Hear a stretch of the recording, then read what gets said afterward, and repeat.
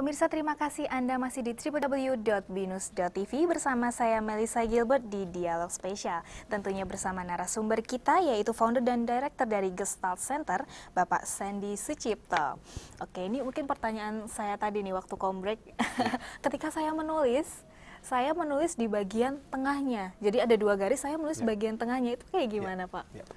Penulis yang suka menulis, kalau dia nulisnya di kertas yang bergaris di bagian tengah, itu artinya yang pertama ada penekanan dalam hubungan interaksi sosial. Jadi suka hal-hal yang sangat sosialis lah, katakanlah itu tipe sosialis. Jadi suka interaksi sosial, berada dekat dengan lingkungan, berbaur di sana.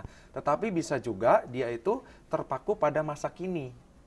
Jadi waktu mengalami sesuatu, dia kurang melihat ke masa yang lalu dan juga kadang-kadang menutup kemungkinan masa yang akan datang. Karena itu salah satu ciri dari keinginan yang kuat dan juga disertai dengan adanya penekanan pada hal-hal yang sifatnya itu lahiriah biasanya. Jadi kebutuhan, keinginan, drive, dorongan dasar. Gitu. Artinya kalau punya keinginan sesuatu, terutama ketika berinteraksi dengan lingkungan sosial, itu senang ada followersnya. Jadi kalau ada followers, ada lingkungan yang memang yang menerima dengan hangat, nyaman, itu menjadi nyaman. Karena itu bagian dari kebutuhannya biasanya penulisnya. Gitu. Lalu tadi ada istilah nih dari Bapak Sandy yaitu telur. Bisa ceritakan lagi tuh Pak mengenai telur? Dalam analisa tulisan di sini, kita juga membagi dua bagian, yaitu ada yang namanya core dan cover. Core itu adalah inti atau kepribadian yang dibawa oleh manusia sejak dari lahir. Sama seperti telur, tadi saya analogikan telur, ada telur merah, ada telur putih, ada cangkangnya, ada kulit luarnya.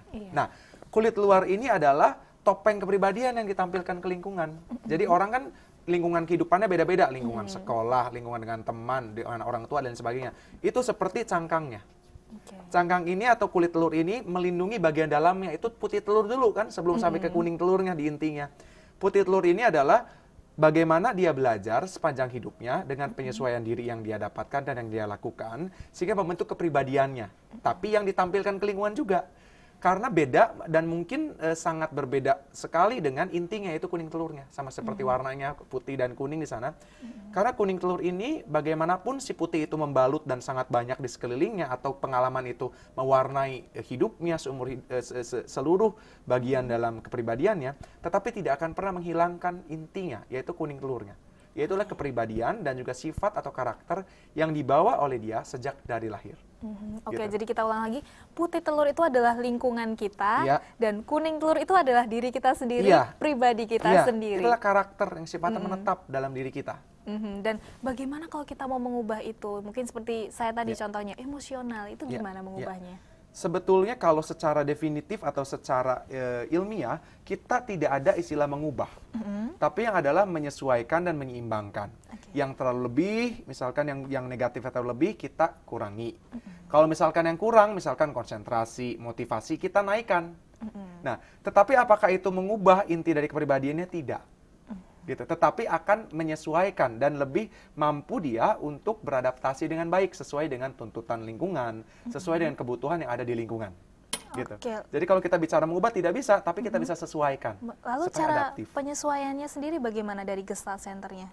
Ada yang namanya grafoterapi. Jadi dalam grafoterapi ini kita akan menyesuaikan pola-pola tulisan seseorang sehingga bentuk-bentuk tulisannya itu bisa terpengaruhi komposisinya sehingga yang kita inginkan analisis yang baiknya itu bisa lebih muncul dalam pola tulisan secara umum. Nah, itu akan ada terapinya secara khusus kalau orang yang berminat atau ingin mendapatkan perubahan dalam perilakunya. Terapinya itu dalam bentuk seperti apa ya? Bentuk tulisan. Oh, kita cuma diajari menulis saja intinya di situ? Intinya kan kita sudah tahu salah satu bentuk analisa tulisan, misalkan bentuk huruf seperti ini artinya ini, dan itu negatif.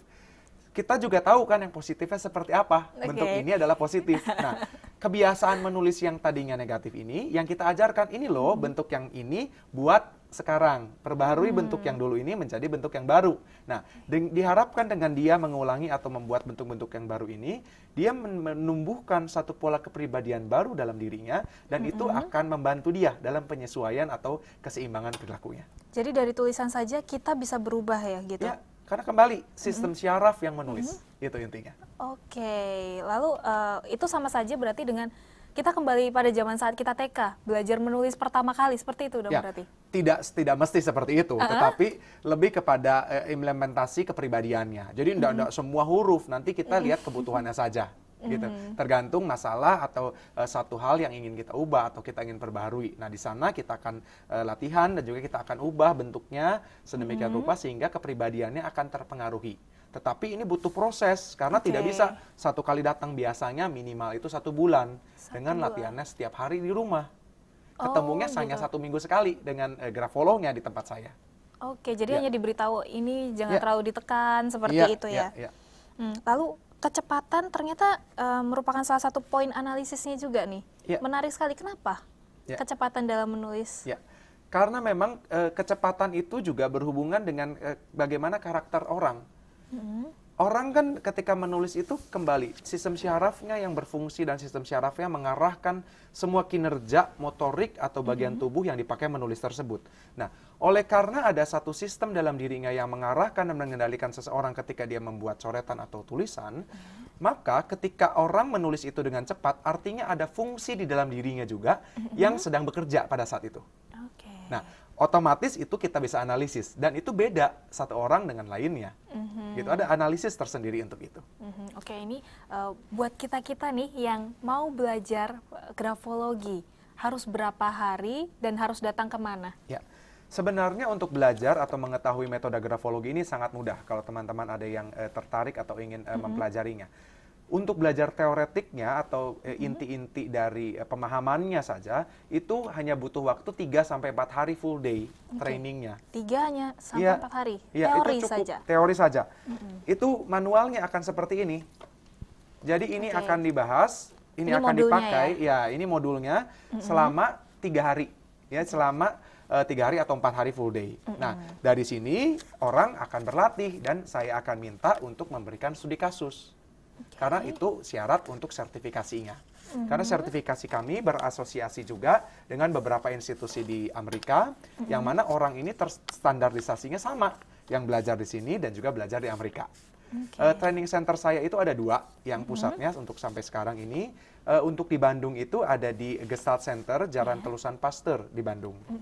Nah, kalau misalkan untuk yang di Jakarta itu ada di Bukit Gading Indah. Jadi Kompleks Ruko Bukit Gading Indah itu ada kantor saya juga di sana. Di Jakarta ini namanya PT Infinite Management Services.